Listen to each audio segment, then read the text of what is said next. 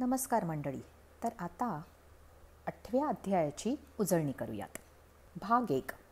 निरंतर सुंदर वाटलं की ते ब्रह्म. आपल्याला आत्मा ज्यामुळे समजेल ते अध्यात्म. ज्यासाठी जन्माला आलो ते कर्तव्य. जे काम करत आपण राहतो ते कर्म. कर्तव्य हे कर्म असावे. भूत म्हणजे जीव, जीवात्मा. अधिदैव म्हणजे चराचर सृष्टीत भरून राहिलेले चैतन्य, ज्यामुळे ही सृष्टी निर्माण झाली. देहाचे कार्य ज्यामुळे चालते तो अधियज्ञ म्हणजेच वासुदेव. देहत्याग करताना ईश्वराचे स्मरण असावे. श्वासाबरोबर नाम असावे. पण कोणता श्वास अखेरचा आहे हे कळत नाही, म्हणून एकही श्वास रिता नको. भाग 2.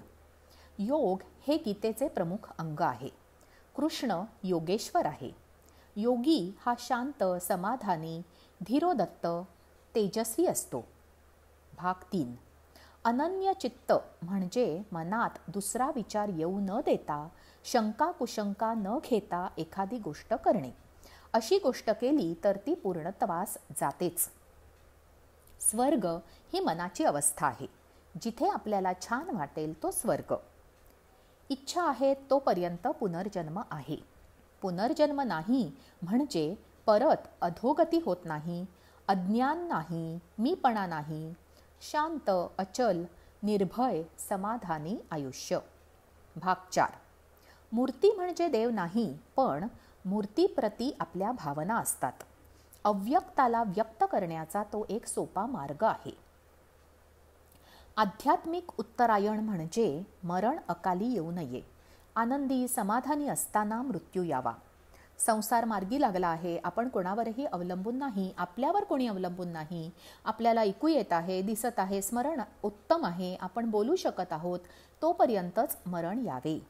भाग 5.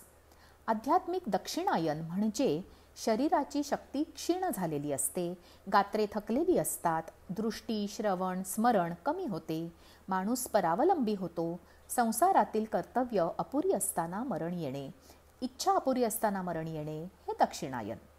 अकाली झालेला मृत्यूही असाच मानला जातो. दक्षिणायनात मरण आल्यास परत जन्म घ्यावा लागतो. मोह दिसतो छोटा, पटकन लक्षात येत नाही, पण परिणाम मात्र मोठा असतो. मोहामुळे माणूस फसत जातो. जय श्री कृष्ण.